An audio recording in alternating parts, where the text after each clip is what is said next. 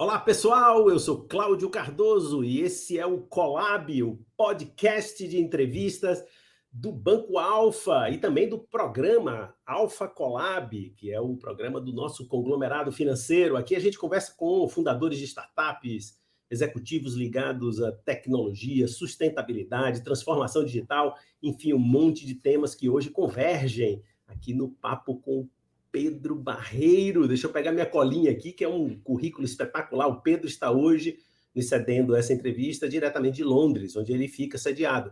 Ele é líder de expansão da Wise, que era a antiga TransferWise, no Brasil. Ele é responsável por parcerias bancárias e processos regulatórios no país, um dos 5 mercados prioritários para a companhia no mundo. Pedro tem mais de 10 anos de experiência na área de serviços financeiros, tendo trabalhado em diferentes empresas do setor, em bancos tradicionais, como o Bradesco, HSBC, e na fintech Ebex, super conhecida, né, brasileira. Formado em administração, ele possui MBA na Universidade SDA Bocconi, de Milano, Itália. Que beleza, Pedro. Muito obrigado por participar do Trends. Bom dia, boa tarde, prazer, Cláudio, prazer estar aqui com você, é um prazer para ter esse tempo para conversar, falar um pouco mais sobre a Wise e um pouco mais sobre nosso crescimento e, enfim, poder compartilhar aqui os nossos anseios com vocês. Bom, eu já fui, eu sou, né? A gente, uma vez sendo, nunca deixa de ser cliente de vocês, né? Dos milhões de clientes que vocês têm. Vamos começar pela Wise. Fala para a gente o que a Wise oferece, que serviço ela presta, que valor ela gera para o cliente. Claro, a Wise ela foi fundada a partir de um grande problema que os fundadores tinham. Os dois eram estonianos, mas um morava em Londres, outro em Tallinn, e eles precisavam mandar dinheiro todos os meses um para o outro, e acabaram se conhecendo e viram que haviam oportunidades melhores de mover dinheiro entre países que fosse, né, mais conveniente, mais barato, e que não tivesse aquelas tarifas escondidas. E a partir dessa relação surgiu a então TransferWise, hoje Wise, e o grande foco da empresa remete a isso, é essencialmente facilitar a movimentação de dinheiro globalmente, tornar essa movimentação, tornar pessoas ou empresas que têm necessidades de pagamentos internacionais ou que têm vidas internacionais menos burocrática, mais conveniente, mais barata, mais simples e acessível em qualquer lugar do mundo. E isso a gente faz através de transformar os nossos produtos de conta, de envio de dinheiro, de gastar e de uma maneira simples, transparente e acessível para todos os nossos clientes. Bem legal. Olha, a primeira coisa que me ocorre quando a gente fala de transferências internacionais, sendo brasileiro e não tendo vivido num mercado aberto, o Brasil é uma economia muito fechada, agora nos últimos anos está começando a abrir, completamente diferente de outros lugares, como, por exemplo, o Reino Unido, que é um lugar essencialmente aberto, né? O mundo se encontra aí, né? Então, a primeira coisa que eu penso são barreiras regulatórias, barreiras tarifárias também, taxas. Como a Wise lidou com essa história e que vantagens ela trouxe lá no início para um mercado já aberto, que os bancos poderiam fazer isso, né? Então, conta um pouquinho dessa história para a gente. Eu acho que é importante para o potencial cliente, inclusive, entender. Claro. Bom, quando a gente fala do Brasil, especificamente, a questão regulatória, tanto para trazer ou para levar dólares do exterior, sempre existem muitas complexidades, mas complexidades que elas são muito mais voltadas para a questão de crimes financeiros e da maneira como a gente se relaciona com os nossos clientes, digo, da questão de fazer o onboarding dele, entender quem é nosso cliente, fazer todo aquele pedaço de conheça seu cliente, criar toda essa experiência para que a gente possa efetivamente saber com quem estamos transacionando. Então, lá em 2016, quando a gente iniciou nossa operação de envio de remessas do Brasil para o exterior, a gente trouxe esse modelo que até então era um modelo totalmente desconhecido, 100% digital, que os clientes podiam fazer um onboarding simples, com alguns passos, com uma experiência que era fácil, mas que, acima de tudo, era extremamente competitivo na questão de preços. Então, como premissa de negócio da empresa, a gente tem a questão da transparência como um dos grandes pilares, e um dos outros grandes pilares é o custo, ser um custo justo para os nossos clientes.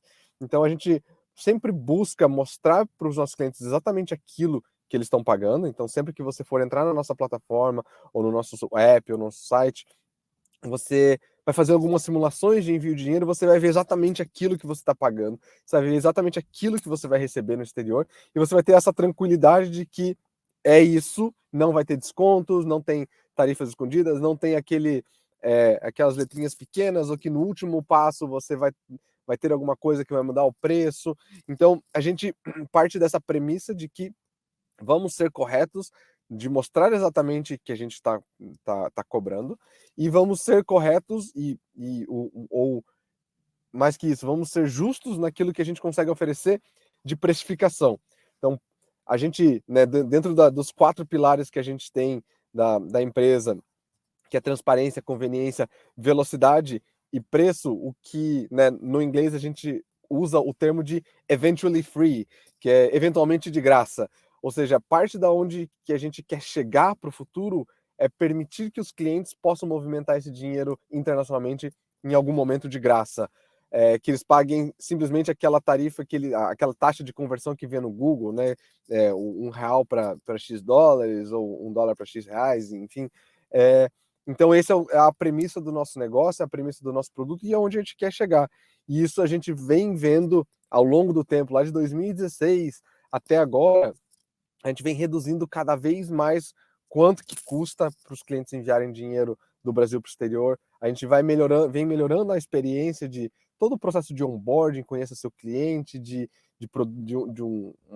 uma capacidade e uma simplicidade do produto para fazer essas transferências internacionais serem, né, instantâneas, que é o que a gente almeja, instantâneas em até 20 segundos, e dentro de uma experiência de usuário, uma experiência de cliente extremamente fácil, simples e, obviamente, com o menor preço possível. Fantástico, cara. Isso se encaixa, eu acredito, como uma luva no nosso novo Banco Central. Glória a Deus.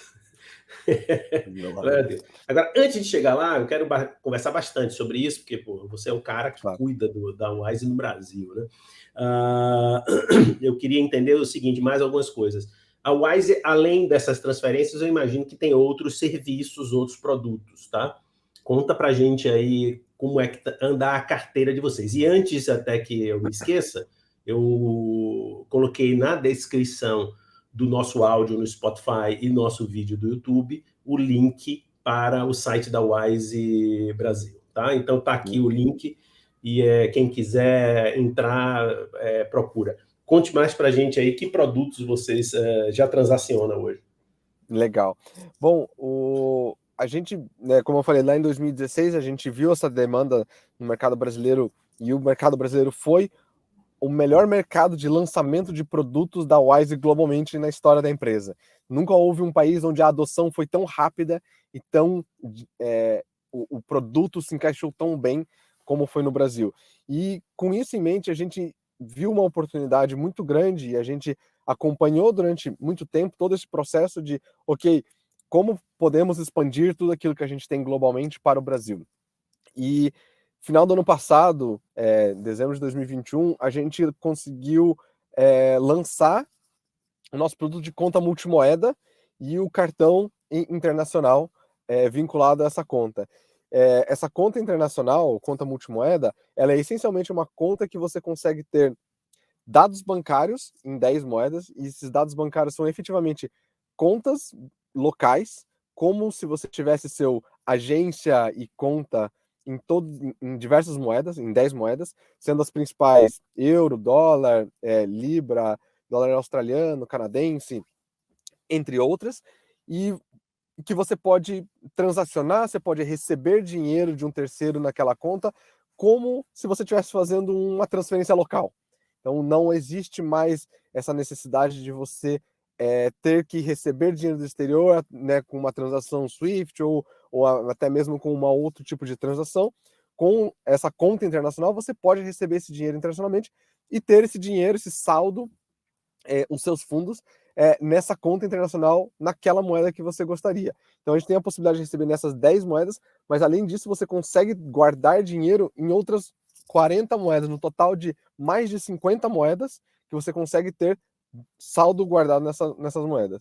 Mas, obviamente, não é só ter o saldo, obviamente tem que ter a capacidade de fazer o uso desse dinheiro da melhor maneira como você gostaria, a disponibilidade para você. E, obviamente, nesse momento que entra o cartão multimoeda, que é um cartão que é um cartão, né, de débito emitido no Brasil, que a gente está vinculado à nossa conta em reais, e ao mesmo tempo, com toda a tecnologia que a Wise vem trabalhando junto com os nossos parceiros globalmente, para possibilitar que você tenha uma experiência simples e fácil. Ou seja, um cartão, você consegue acessar 50 e mais moedas. Uma experiência fácil, uma experiência simples, que você pode gerenciar o seu dinheiro de uma maneira muito positiva e sem fricção.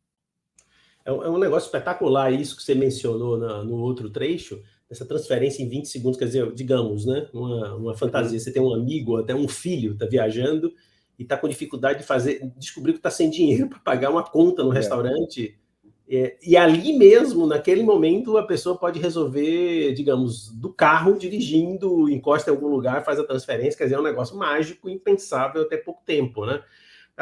Me permita ainda Pois não, Pedro, te interrompi. Não, eu ia falar que não só é essa parte do instantâneo, mas é a parte do 24/7 também. Não é só a questão de ser rápido, é uma questão de estar disponível o tempo todo. Exatamente. E para o caso de transações internacionais, isso é absolutamente necessário, porque tem a questão do fuso, né? A pessoa simplesmente pode estar no outro lado do planeta, meia-noite, meio-dia.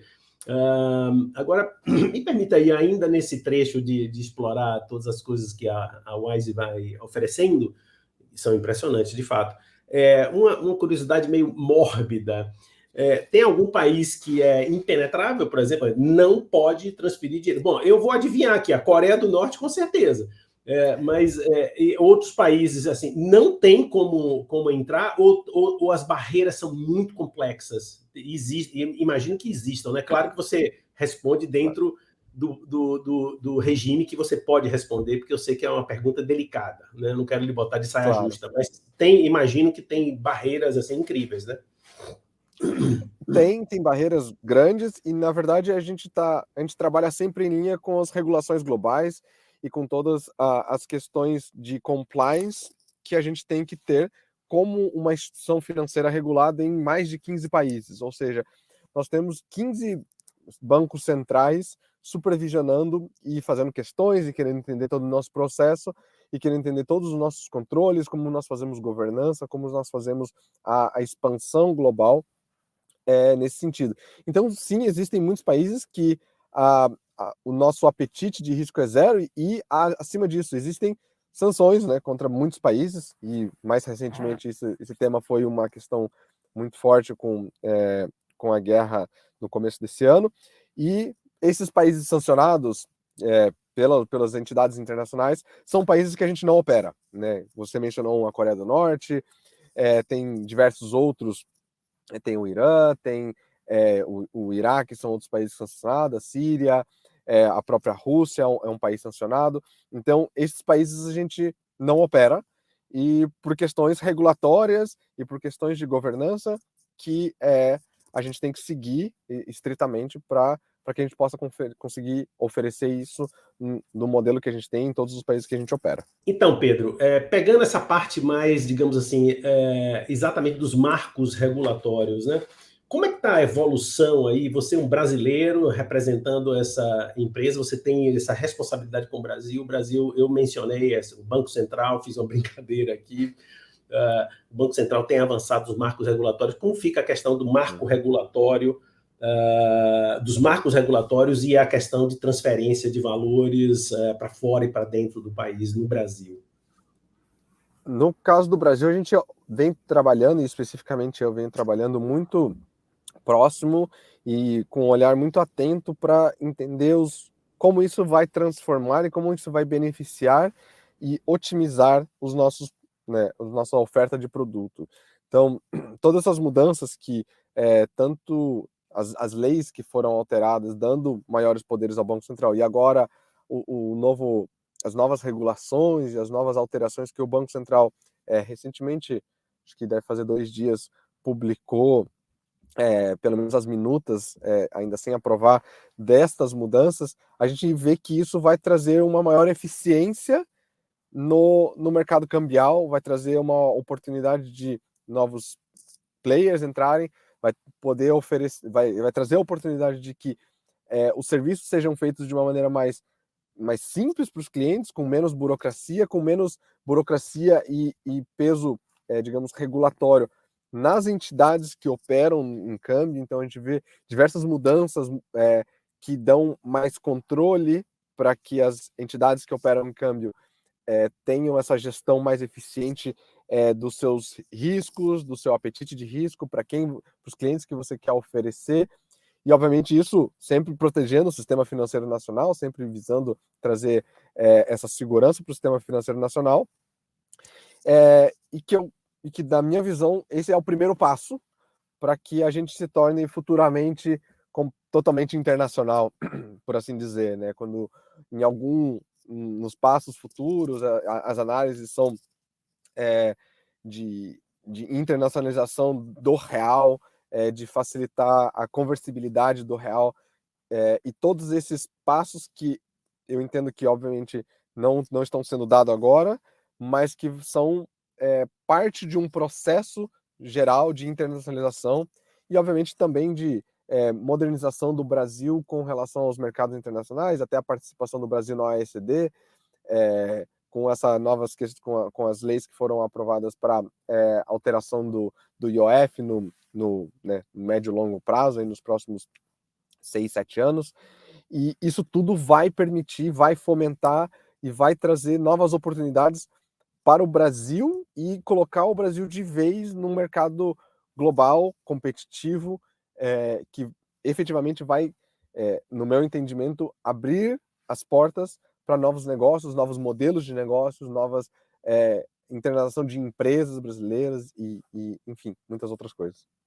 Muito legal, concordo inteiramente com essa sua visão, inclusive no sentido de uma boa dose de entusiasmo, né? Assim, eu vejo que e deve ser muito bacana, né, Pedro? Assim, você está numa organização que participa dessa transformação, que, na minha opinião, significa emancipação econômica do país e uma grande porta de crescimento mesmo para o país.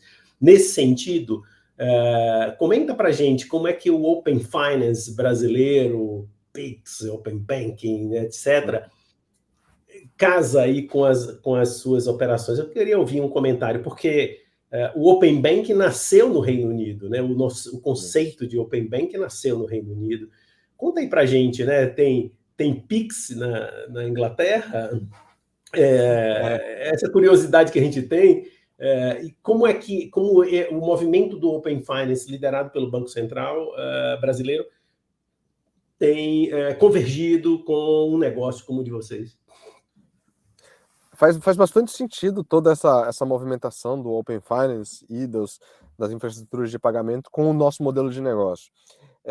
E aí acho que como você mencionou, partes do que o Banco Central fez foi entender o modelo de Open Banking do Reino Unido, que foi o primeiro modelo proposto de Open Banking globalmente, a primeira regulação de Open Banking proposta, e acho que o Banco Central tomou algumas iniciativas que levaram todo o projeto um passo adiante e de uma maneira muito mais ostensiva do que de como foi feito e como está sendo feito, né? Aqui as fases do Open Banking aqui no Reino Unido, elas foram muito mais espaçadas para para toda essa questão de compartilhamento de dados, para iniciação de pagamentos, para, enfim, muitas outras coisas.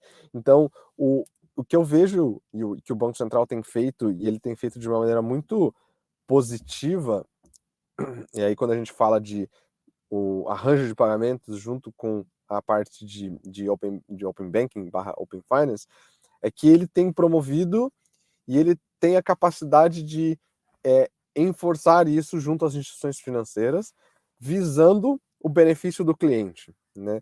Como a sua pergunta faz muito sentido, né? Tem Pix aqui no Reino Unido? A resposta é sim. Existe uma infraestrutura de pagamentos chamada Faster Payments, que foi construída há alguns anos atrás, eu não sei exatamente quando, mas faz algum tempo já, e ela é uma infraestrutura instantânea 24/7, rigorosamente igual como é a infraestrutura do SPBI.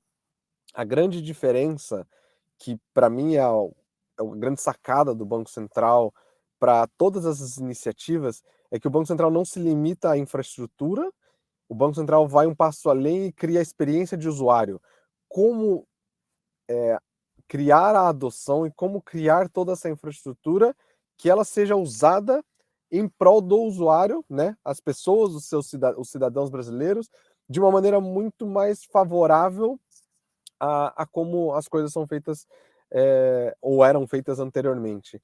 Então, toda o Customer Experience, UI, UX, que foi criado pelo Banco Central, dentro das regulações, dentro das resoluções do Banco Central, de como deve ser implementado pelos bancos, é algo fascinante, é algo único no mundo, e obviamente isso leva ao engajamento, à adoção pelos usuários, que no final das contas é quem realmente importa, e toda essa promoção e tudo isso a gente vê, obviamente, na rua, em absolutamente todos os lugares.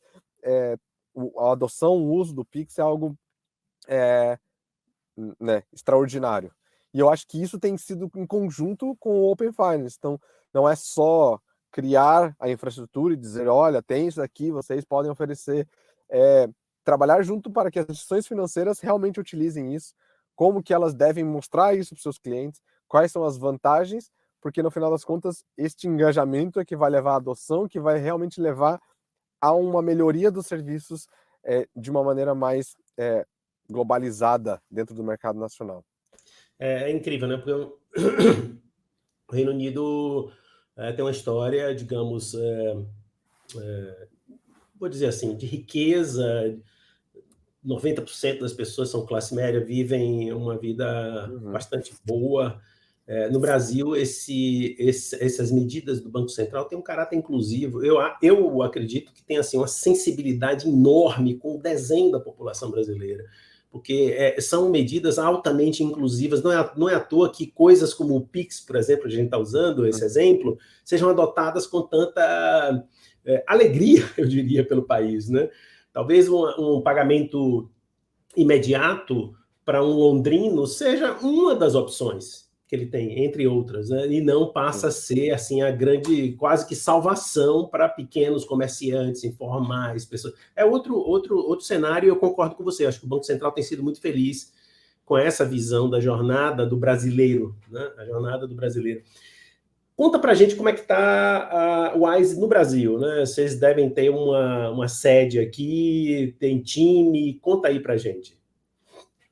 Bom, a gente tem uma sede aí já há alguns anos e a gente vem expandindo cada vez mais a nossa operação brasileira, não só dentro da questão, né, dos produtos e serviços e de transações, mas também na questão de funcionários. Então, atualmente, a gente tem 60 funcionários na operação brasileira, então a gente terminou esse trimestre com 60 funcionários, a gente começou o ano com 20, 25, e terminamos esse trimestre, final de setembro, com 60 funcionários, e a projeção é chegar no final de 2023 com mais de 100 funcionários. Então, isso é um marco enorme para nós, então a gente está falando que em 12, 18 meses a gente vai ter quadruplicado ou quintuplicado a nossa operação local, as pessoas presentes e voltadas em desenvolver, expandir e crescer a nossa presença, a nossa marca, a nossa representatividade dentro do Brasil. Que maravilha, cara, que bom. Isso é como música. É, a gente tem que falar do nome do programa, né? Trends, visão de futuro, tendências, enfim. Conta pra gente aí, Pedro, assim, de uma forma bem aqui, bem prosaica, como a gente está conversando. O que é que você vê aí para o futuro desse segmento de atuação de vocês, não só para o Brasil, mas para todo mundo? Qual é a visão que você tem? Quais são os próximos passos? Até onde você consegue enxergar? Olha, eu acho que a gente está no começo ainda, e aí isso é uma coisa que a gente olha muito com base em números e com base em dados que a gente consegue acessar publicamente. E por que eu falo isso? Porque hoje a representatividade do mercado global de pagamentos cross-border, apesar dos números da Wise terem sido fantásticos globalmente, então a gente está falando que no primeiro trimestre desse ano, a gente movimentou em torno de 8 bilhões de libras por mês, mas quando a gente olha isso no cenário global, no volumetria total global, isso ainda é um pedaço muito pequeno do volume cross-border e de pagamentos cross-border no mundo inteiro. E isso, o que isso implica? Nós não temos acho que não temos a condição de nos tornar um monopólio, onde todo mundo vai usar 100% do fluxo cross-border do mundo, vai passar via Wise, mas a nossa missão é trazer aquilo que a gente almeja de uso de caso, de experiência e de valores que nós queremos transmitir. E esses valores são os principais pontos que a gente ainda tem muito a buscar, que é essa questão de ser transparente com o cliente, para que, se o cliente decidir não usar a Wise para mandar dinheiro para fora, que ele esteja fazendo isso com informação, com dados, com a noção e o porquê de tudo isso, aquilo, que ele tenha a capacidade de olhar e falar, olha, eu não estou escolhendo a Wise, estou escolhendo a Wise por conta disso, por toda essa experiência. Nós temos a ambição de fazer com que a experiência global de mover dinheiro seja uma experiência simples, que não seja dolorosa, lenta, como a gente melhorou-se muito nos anos, mas ela ainda é uma experiência muito complexa, muito truncada. Quando a gente fala de infraestrutura de pagamentos usando SWIFT, todo o modelo de banco correspondente que existe, ela é muito truncada, muito difícil, e você não consegue ter a visibilidade do passo, você não sabe quando o seu dinheiro vai chegar na outra ponta, quanto do seu dinheiro vai chegar na outra ponta. Então, a nossa missão, acima de, né, se tornar um monopólio de movimentação cross-border, a nossa missão é levar e fazer com que pagamentos globais sejam feitos numa experiência, numa infraestrutura que os clientes sejam pessoas físicas, sejam pessoas jurídicas, saibam, tenham visibilidade, estejam cientes do custo, que estejam cientes da conveniência e saibam e consigam se programar. Então, hoje, se você quer fazer um SWIFT do Brasil para algum outro país, utilizando o seu banco, pode ser que você não saiba quando vai chegar, porque, na verdade, existem muitos passos no meio. E toda essa infraestrutura, como a Wise tem criado, eliminando a questão de bancos correspondentes, facilita e dá transparência e dá visibilidade e dá capacidade de que, se eu sei que eu tenho que pagar um fornecedor amanhã, eu posso me programar para pagar amanhã. Eu não tenho que pagar uma semana antes e não sei quando o dinheiro vai chegar. Então, me dá a capacidade das empresas, das pessoas fazerem uma gestão do seu dinheiro de uma maneira mais simples, mais fácil e mais direta.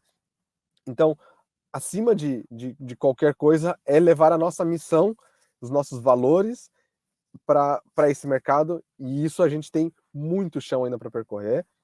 A gente está falando que né, temos muitos mercados ainda para entrar, mercados muito importantes, muito grandes, e eu acho que é um trabalho muito extenso, mas que, se tudo der certo, a gente ainda vai chegar lá. Maravilha, Pedro. Olha, muito obrigado. Papo muito esclarecedor, foi bem legal. Então, Talvez uma última pergunta aqui, uma perguntinha de 30 segundos. Eu lhe falei antes da entrevista da minha experiência em Londres, o tempo que eu passei estudando, vivendo. Como é a sua experiência aí nessa cidade? Você curte, gosta de morar aí? Como é que tem sido aí o brasileiro na City? Eu gosto muito. Todo mundo fala que é uma cidade muito cinzenta, nublada. Eu sou natural de Curitiba, passei minha vida toda lá praticamente. Não é muito diferente. Então, minha esposa e eu, a gente brinca que são cidades irmãs. Quando a gente olha na temperatura, está sempre muito parecido. Então, não foi uma adaptação muito difícil. Acho que talvez para você tenha sido mais difícil sair do sol, vir para cá. Para mim tem sido uma experiência fantástica. E a cidade é uma cidade muito cosmopolita, uma cidade que tem uma diversidade enorme de culturas, de pessoas. Então, isso a gente vê dentro do próprio escritório da Wise. A gente, né, tem mais de 100 nacionalidades trabalhando na Wise, o que é algo fantástico. Então, você conseguir viver essa pluralidade, essa diversidade, muito mais do que as palavras ou do discurso, é algo do dia a dia, algo inerente ao que a gente faz. E, né, obviamente, não fora do trabalho, a cidade em si é super vibrante, tem muita coisa para fazer, como você falava, o mundo converge, o oeste converge com o leste em Londres, dentro de toda a história que o Reino Unido tem, né, dentro do Império Britânico, e como se criou essa cidade, como foi feito, é uma experiência fantástica. Maravilha, totalmente de acordo. É a mesma experiência que eu tive e diferente de você, você falou do sol. Nossa, a paixão que eu tenho pela cidade supera the weather. Pedro, um grande abraço para você, muito obrigado, sucesso na Wise e certamente vou até me informar mais novamente sobre o serviço de vocês, que é sensacional. Parabéns e sucesso mesmo aí no seu empreendimento aqui no Brasil. Muito obrigado, Cláudio, é um prazer falar com você. Chegamos ao final de mais um Collab Trends. Hoje eu conversei com o Pedro Barreiro, que é o líder de expansão da Wise no Brasil. Então você já sabe, se inscreva nos nossos canais, acompanhe as nossas inúmeras entrevistas. Hoje a gente já está no número 87, olha só, no YouTube e no Spotify, nos canais do Alfa. A gente se vê.